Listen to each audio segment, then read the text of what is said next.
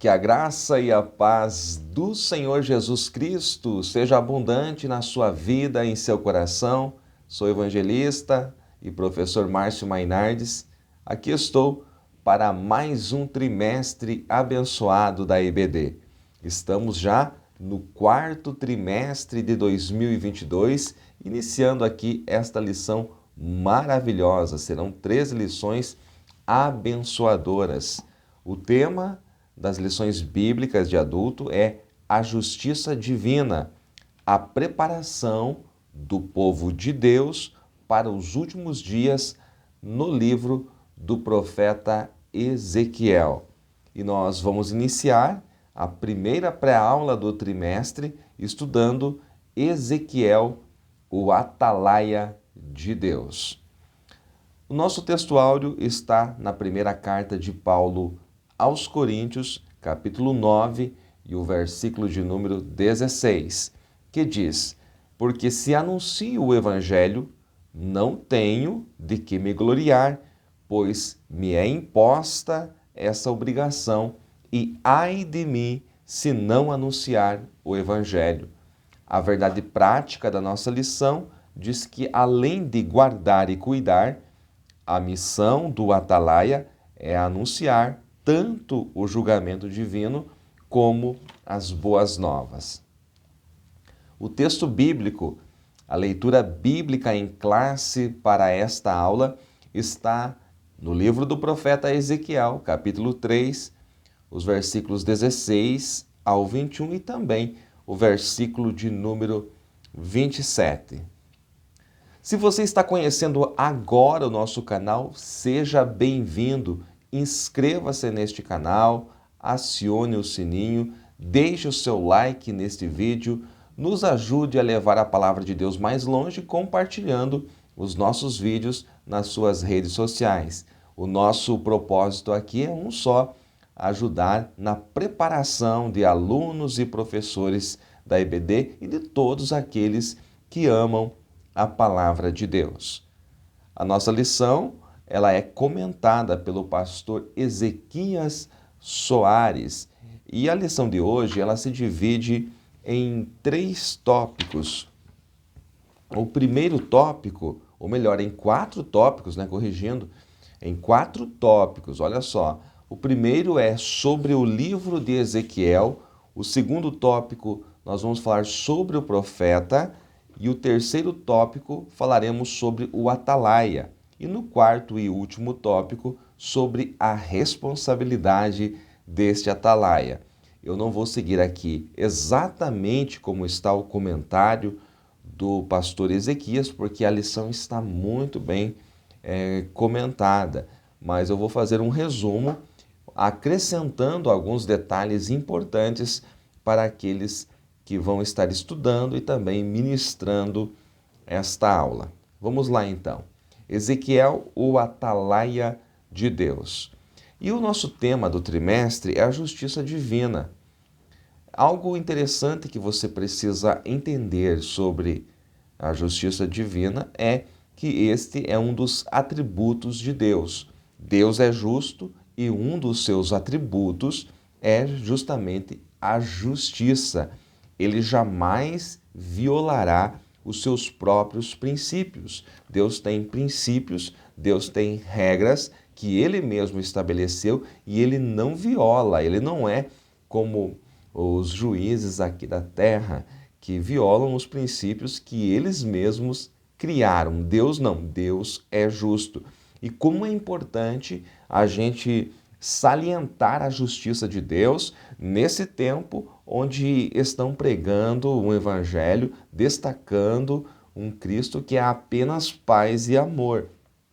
É claro que o Senhor Jesus Cristo, ele traz paz ao coração e ele é amor, ele demonstrou o seu amor na cruz, mas muitos usam isto para ensinar não a liberdade em Cristo, mas a libertinagem. Mas é muito importante nós aprendermos aqui na EBD que este mesmo Deus que é amor e que demonstrou o seu amor de forma extraordinária ao enviar seu Filho Jesus para morrer por nós, este mesmo Deus, ele é justiça. E um dia todos nós estaremos diante de Deus para sermos julgados. É importante, aqueles que são salvos, os crentes em Jesus Cristo, estarão no tribunal de Cristo, onde serão julgadas as suas obras, né? E aqueles que não forem salvos, aqueles que não aceitarem Jesus como seu Salvador, estarão diante do grande trono branco, no juízo final. Este nosso Deus, que é amor, ele é também justiça e ele não violará os seus próprios princípios. Dois textos aqui para nós falarmos sobre a justiça divina. Um deles está no livro de Gênesis, capítulo 18, e o versículo 25, é Abraão quem está falando aqui. Ele diz assim: esteja longe de ti fazer segundo essa maneira, matar os justos com os ímpios, e que os justos sejam como os ímpios, isso esteja longe de ti.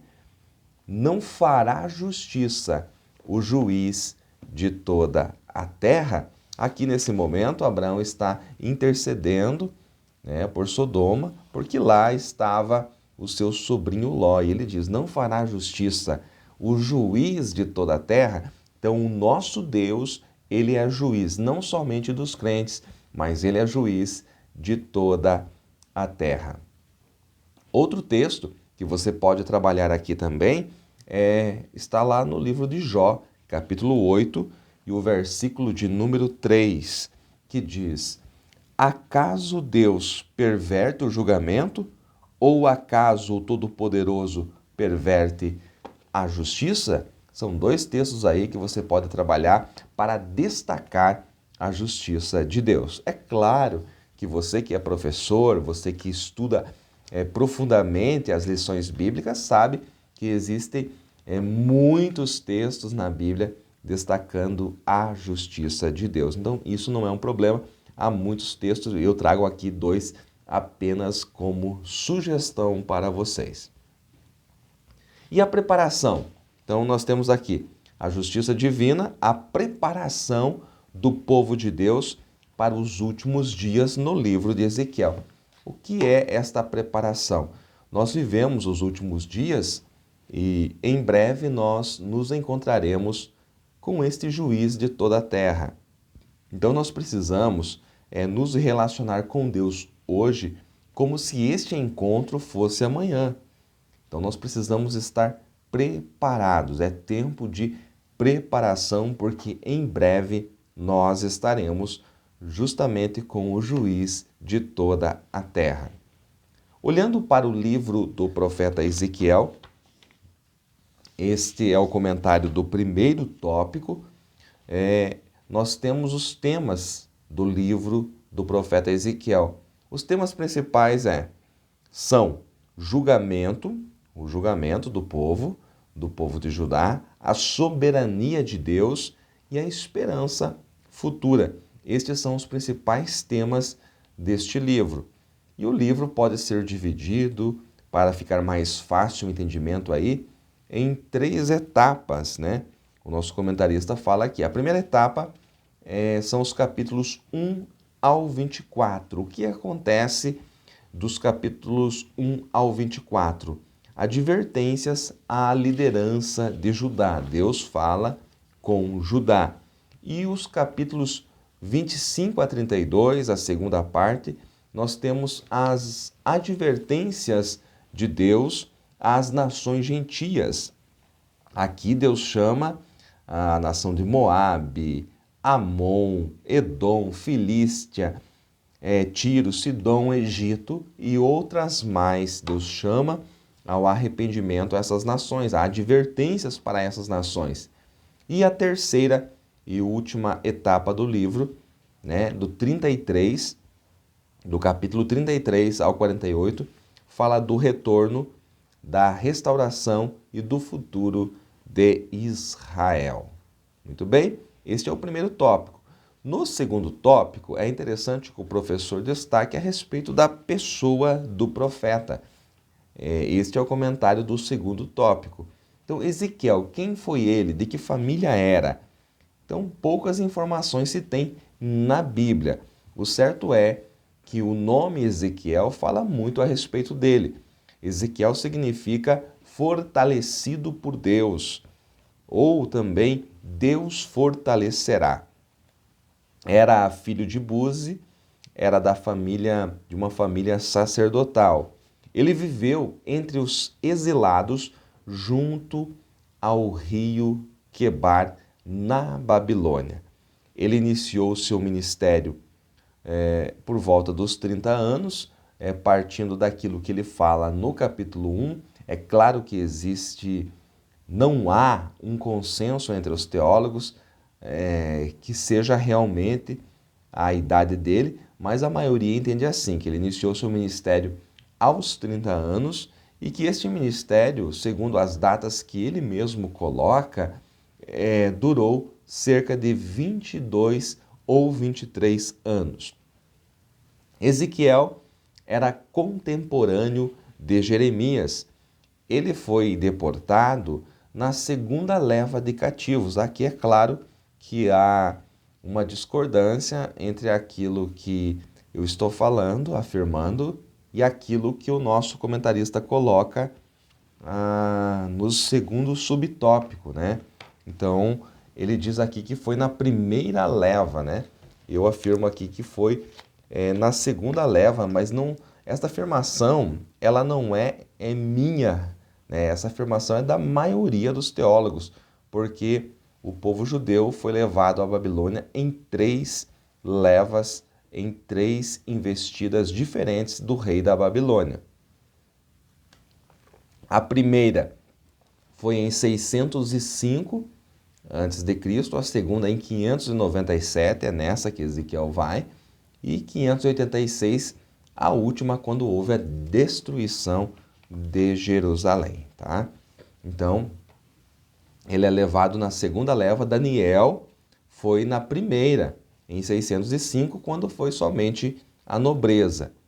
Ezequiel também foi um poeta e autor literário de considerável habilidade. Isto vocês podem notar pelo conteúdo poético do seu livro, tá? É importante também dizer que enquanto Daniel estava no palácio, exercia o seu ministério no palácio, o Ezequiel estava entre os cativos no rio Quebar, entre a plebe. Então, esse é um comentário resumido a respeito da pessoa do profeta Ezequiel. Seguindo em frente, no terceiro tópico nós vamos falar sobre o atalaia.